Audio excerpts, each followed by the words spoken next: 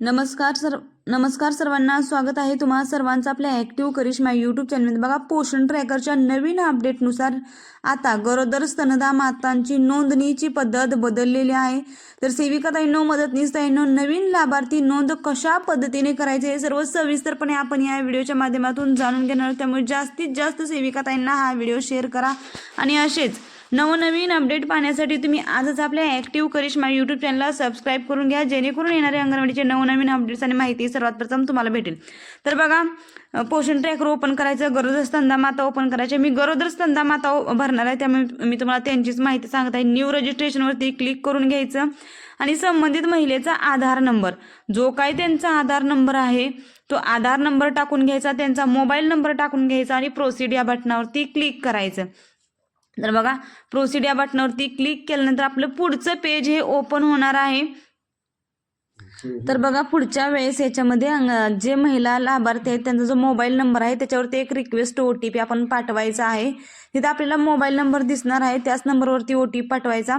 OTP हा 4 अंकी असणार आहे आणि त्याला 5 मिनिटाचा वेळ असणार आहे. जो काही त्यांच्या मोबाईलवरती OTP येईल तो OTP टाकून घ्यायचा आणि व्हेरीफाय या बटनावरती क्लिक करून तो दिलेला OTP हा कन्फर्म करून घ्यायचा. तर बघा, मी OTP टाकत आहे. OTP टाकल्यानंतर मी कन्फर्म म्हणजे व्हेरीफाय या बटनावरती क्लिक करणार आणि व्हेरीफाय केल्यानंतर त्याच्या पुढचं पेज हे कशा पद्धतीने ओपन होतं हे आपण जाणून घेणार आहोत. बघा, तर बघा, पुढचं पेज या पद्धतीने ओपन होणार आहे. तिथं आपण त्या महिलेचा आधार नंबर आणि दिलेला कॅप्चा टाकून नेक्स्ट या बटनावरती क्लिक करून घ्यायचं आहे. अगदी थोड्याच वेळात ही प्रोसिजर होणार आहे. नवीन काय अपडेट आलं हे देखील आपण याच व्हिडिओच्या माध्यमातून जाणून घेणार आहोत, त्यामुळे व्हिडिओ स्किप न करता पूर्णपणे पहा. बघा, ती व्हेरीफाय केल्यानंतर पुन्हा एकदा त्या महिलेच्या मोबाईलवरती 6 अंकी OTP जाणार. पुन्हा कंटिन्यू या बटनावरती क्लिक करायचं आणि कंटिन्यू या बटनावरती क्लिक केल्यानंतर अशा पद्धतीने पेज ओपन होतं. इथं आपण कोणतंही बटन दाबायचं नाही, ते आपोआप ती माहिती निघून जात आहे. अलाव करायचं नाही, डेनी देखील करायचं नाही आहे, आपोआप ती माहिती निघून जात आहे आणि आपलं पुढचं पेज हे ओपन होत आहे. कोणत्याही बटनाला इथं टच करायचं नाही किंवा क्लिक करायचं नाही. बघा, पुढचं पेज आपोआप ओपन झालेलं आहे.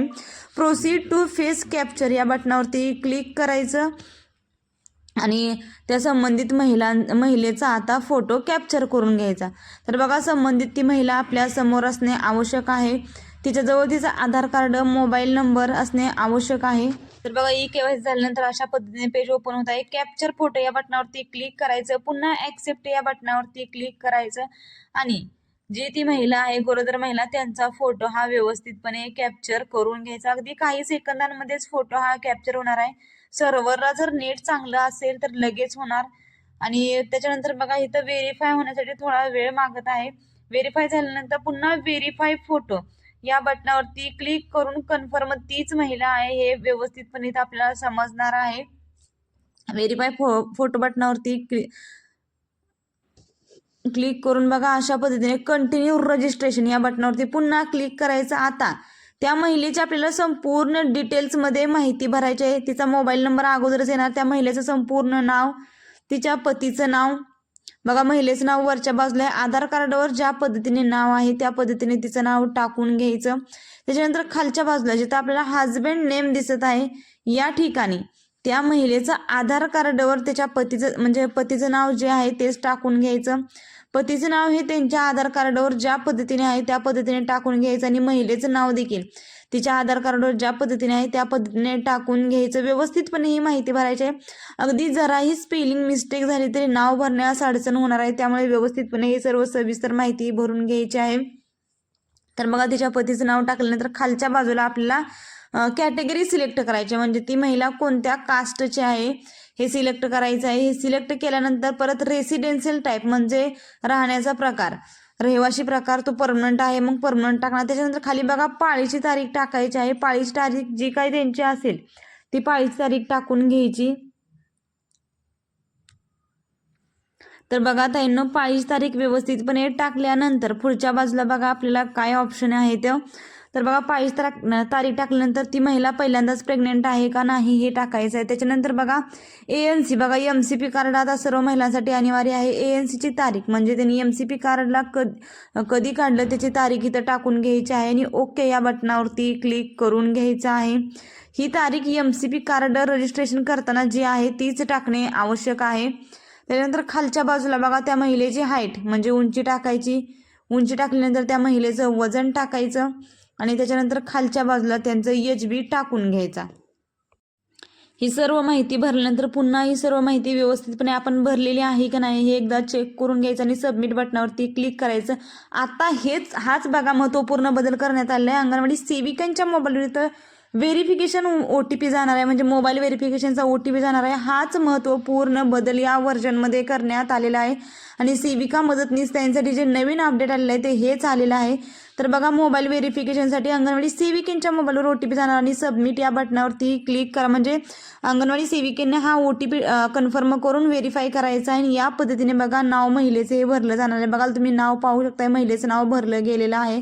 आता आपण याच्यामध्ये बघा बेनिफिशरीच्या लिस्टमध्ये जाऊन गरोदर महिलांच्या लिस्टमध्ये जाऊन त्यांचं नाव आलेलं आहे किंवा नाही हे चेक करून घ्यायचं. बघा मी प्रेग्नेंट वुमन याच्यावरती क्लिक करणार. क्लिक केल्यानंतर बघा आपल्याला इथं गरोदर महिलांची लिस्ट दिसत आहे. बघा या लिस्टमध्ये जर तिचं नाव दिसलं तर चांगली गोष्ट आहे, परंतु नाही दिसलं तर काय करायचं बघा इथं सरळ बॅक घ्यायचं. तुम्हाला ढगाचं चिन्ह दिसतं याच्यावरती क्लिक करायचं. इथं अगोदर 1 होतं परंतु इथं आता 0 झालेलं आहे. आता म्हणजे ते महिलाचं नाव आता आपोआप इकडे आलेलं आहे. तर प्रेग्नेंट वुमनवरती पुन्हा एकदा क्लिक करून बघायचं की त्या महिलेचं नाव आलेलं आहे की नाही.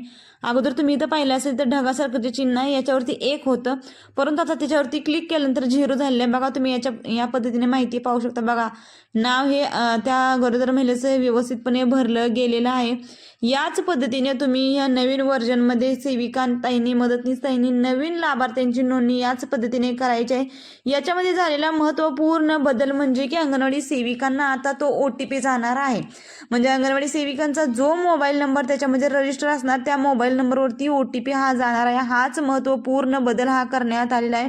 अत्यंत महत्त्वाचा हा व्हिडिओ आणि ही अपडेट आहे ताईंनो. जास्तीत जास्त सेविका ताईंना मदतनीसताईंना शेअर करा आणि असेच फक्त आणि फक्त अंगणवाडी संदर्भात योग्य आणि खात्रीशीर माहितीसाठी तुम्ही आजच आपल्या ॲक्टिव्ह करिश्मा यूट्यूब चॅनलला सबस्क्राईब करून घ्या जेणेकरून अंगणवाडीचे नवनवीन अपडेट्स आणि माहिती सर्वात प्रथम तुम्हाला भेटेल.